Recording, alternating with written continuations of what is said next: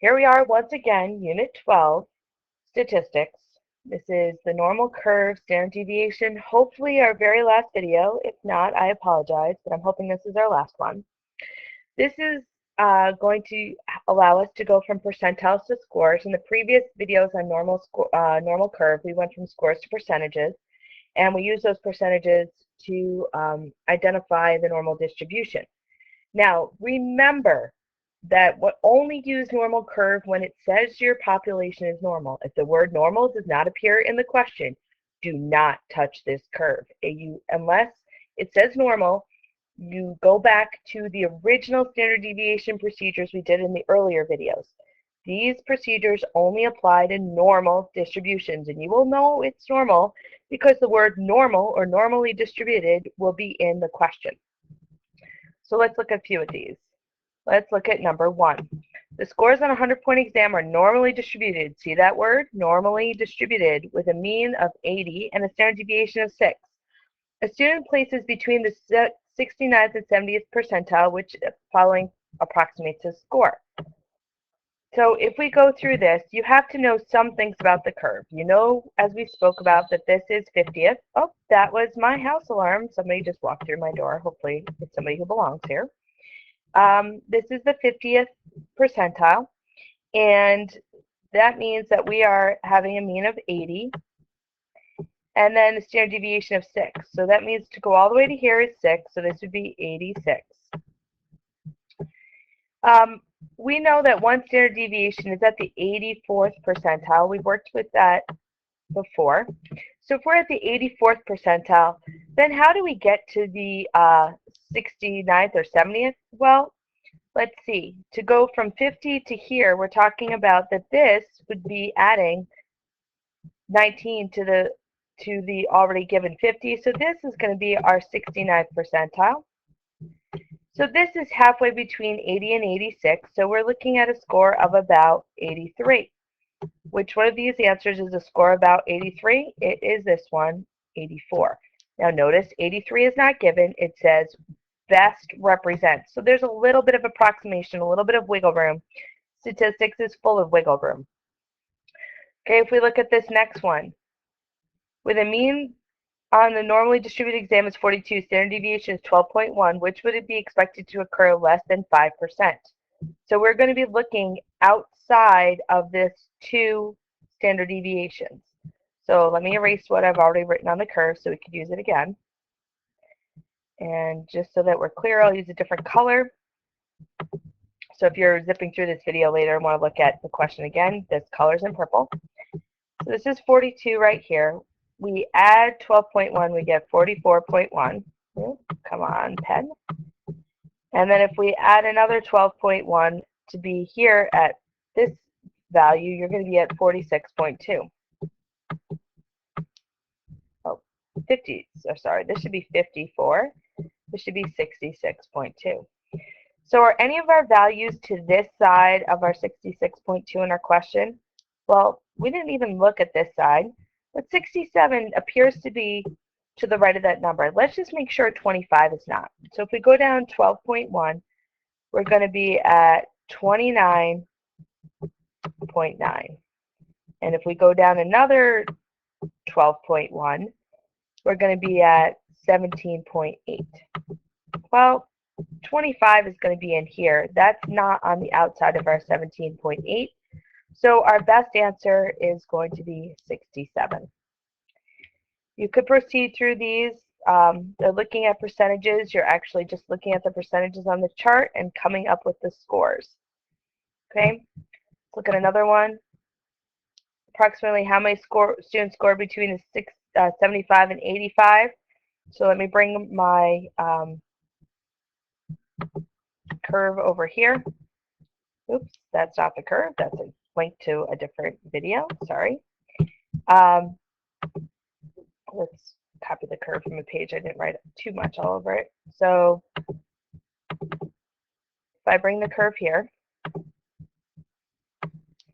and I look at this question. Now the curve is a little small, but we can enlarge it as we need to. We have a mean of 80, so that's going to be in the middle. and standard deviation of 5. So here's your 85, and here is your 75. Okay, and we're talking about 1,000. So we're looking at this much here, and we know that this is 68%. So when you do this problem, we're talking about 68% of 1,000 students. So which number is closest to 68% of 1,000 students? It would be this number right here. And for those of you who are used to the cross multiplication, the easiest way to do this is that this is really 68 divided by 100, because percent means to divide by 100, of means to multiply, and 1,000. So I'm literally translating this from math, from English to math, and putting the calculation in. You could still use your percent over 100 equals is over of, but I find that's a little bit, can weigh you down a little bit in these types of questions. So if we're looking at standardized tests with normal distribution, the mean is 75, standard deviation is 6, 1,200 students took the test. Approximately how many would be between 69 and 81? Again, that's 68% of 1,200. So that's how you would complete most of these questions. Looking at some of these longer answer questions. In a study of 82 video game players, the researchers found that the ages of the players were normally distributed, so we could use a normal curve, with a mean age of 17 years and a standard deviation of 3. Determine if there were 15 video game players in this study over the age of 20, and justify your answer. So we would be looking, let me bring down my curve down here. Let me make it just a little bit smaller. Here we go. We know that the mean is going to be 17. And our standard deviation is going to be 3, so this is 20. It says over the age of 20. So we want to see what is this section going to add up to. Well, we know that this is 84% to this line. We've worked with that number several times before. If not, you can add all up the percentages over here and find out that that is actually 16%. So we are looking for the fact that we're looking for 16% of our 82 video game players. So let me go grab the calculator and get to a calculation page, which I believe I'm on. And we could do 16%, so 16 divided by 100 times our 82. And we get, oops, that's lovely. We always love when that happens. 16 divided by 100 times 82. And remember, control, enter. And this gives us 13.12. So does that mean that there were 15 video game players? The answer is no. There were only 13 or 14. Oh, because this 13.2 leaves it a little bit vague. There are only 13 or 14 video game players.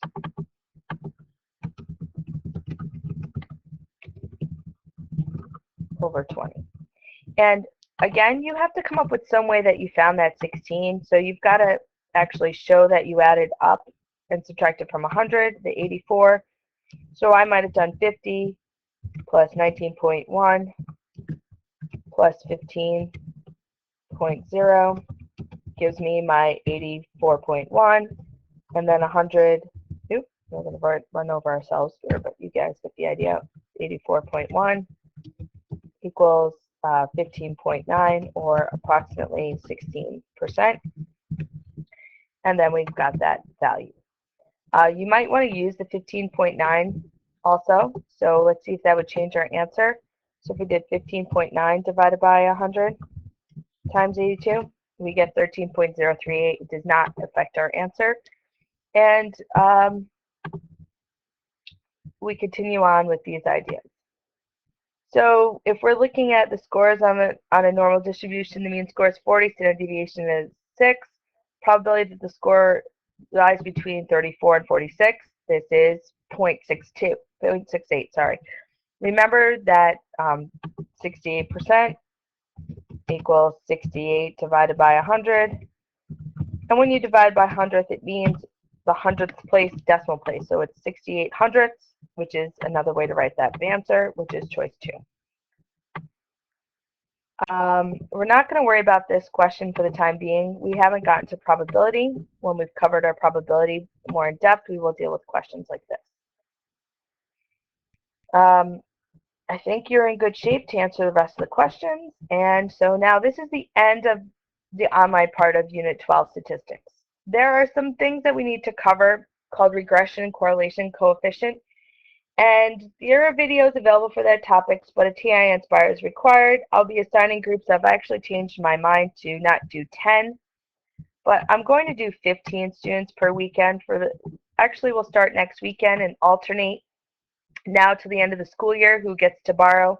I might do period 4 versus period 7. I have to think about that piece of it a little bit more.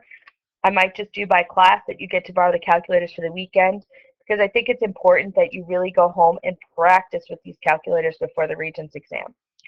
So there will be a take-home assignment due for the regression and correlation coefficient. I've already done these videos for my online statistics class. I'm just going to put in a couple of introduction videos to bring it down to Algebra 2 Trig. Few notes for the weeks ahead. Here we go. April 7th, we're going to review Units 11 and 12. If you didn't get a chance to watch all the videos over break or work on all of the questions, please do so. I believe that I will be sending out the review packets for Units 11 and 12 on today, which is Thursday, and you won't have to have them done until Wednesday, April 8th. But for those of you who are working over break and you want to get some stuff done, I'm also going to send out those review packets on the Remind, and I will post attachments on the website as well. There are also, the unit test is going to be Thursday, April 9th. Let's just get this out of the way so that we can begin Unit 9. And in Unit 9 is law of sines and cosines going back to trig, and you're going to take a test. It's going to be a take-home test because all the formulas that you need are on the formula sheet. So I'm going to give you a take-home test since you will have the formulas available to you and a calculator available to you. Monday, April 20th, we're going to begin Unit 8. That will conclude on May 1st. And then our video Unit 13 will be available May 1st and will be due by May 17th, depending on when you get your calculator for the weekend. Monday, May 4th, we're going to begin Unit 10, which is logarithms and exponential functions. And we're going to spend 2 weeks on that and have the unit test before we head out for the senior trip. If we get backed up because of field trips and so on, we're going to try to really stick to the schedule. But if you are out, it is absolutely your responsibility to make sure that you come in and make up this work. Again, I hope you found that these videos were useful to you. We'll talk about these more in class when we get back after break, but I'm hoping that most of you were able to find the videos. I'm sorry it took so long. I've actually had to re-record 2 of the videos because they did not encode properly for YouTube. So the last couple of videos, the last 2 videos, I had to re-record them on today, which is Thursday, so I apologize. And hopefully everything is in working order. I have them embedded on the website, so if you were just getting these off of the Remind, they are all now on my website, and you will be able to access these in the future. Hope you enjoy the rest of your break, and I will see you on Tuesday.